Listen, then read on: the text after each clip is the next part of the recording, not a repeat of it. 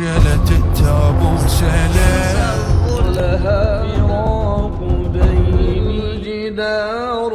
इतिहास गवाह है कि वक्त जब करवट लेता है तो महाशक्तियों के फैसले और भूगोल की सीमाएं हिल जाती है। वो नेता जिसने 3 दशकों से भी ज्यादा समय तक मिडिल ईस्ट की सियासत की धुरी बनकर पूरी दुनिया को चुनौती दी, आज उसी नेता का पार्थिव शरीर अपने आखिरी सफर पर है। 4 महीनों का लंबा इंतजार, 2 देशों के 5 पवित्र शहरों से गुजरता जन सैलाब और हर तरफ गूंजती सिसकियां। जी हाँ, हम बात कर रहे हैं ईरान के पूर्व supreme leader Ayatollah Ali Khamenei की, जिन्हें आज उनके गृह नगर मशहद में सुपुर्द खाक किया जा रहा है। एक ऐसी अंतिम यात्रा जिसने पूरी दुनिया की निगाहें तेहरान और बगदाद पर टिका दी। इस वक्त की सबसे बड़ी और ताज़ा खबर ईरान के मशहद शहर से आ रही है। ईरान की सरकारी मीडिया एजेंसी इरना ने एक वीडियो जारी किया है जिसमें महन एयर का एक विशेष विमान मशहद हवाई अड्डे के रनवे पर उतरता हुआ दिख रहा है। इसी विमान से अयातुल्लाह खामेनेई के पार्थिव शरीर को इराक से वापस ईरान लाया गया है। लेकिन इस अंतिम संस्कार की प्रक्रिया में एक बहुत बड़ा बदलाव हुआ है।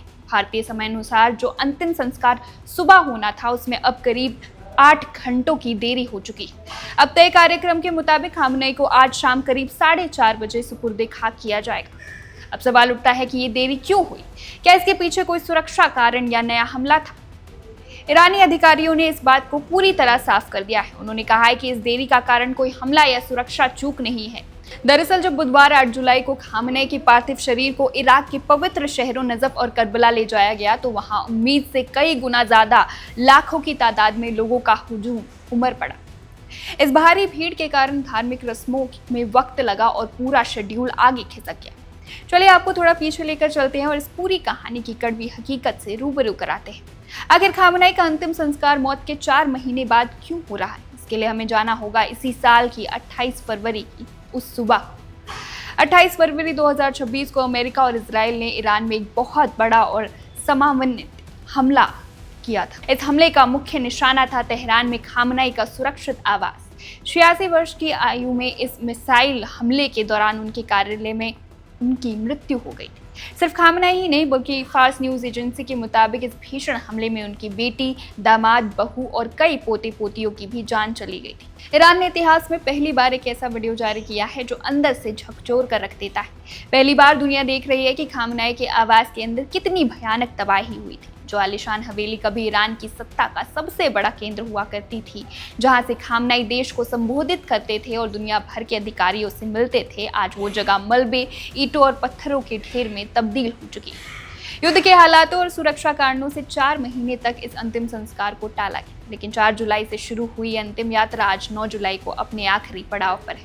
ये सफर बेहद भावुक और ऐतिहासिक रहा है। शुरुआत ईरान की राजधानी तेहरान से हुई, जहां लाखों लोगों ने अपने नेता को अंतिम विदाई दी। इसके बाद पार्थिव शरीर को कोम शहर ले जाया गया, जो शिया इस्लाम का एक बड़ा धार्मिक केंद्र है। सीमाओं को लांघकर पार्थिव शरीर को इराक के नजफ और करबला के पवित्र स्थलों पर ले जाया गया, जहां विशेष शिया धार्मिक रस्में पूरी की गई और अब विशेष विमान से उन्हें गृह नगर मशहद लाया जा चुका है।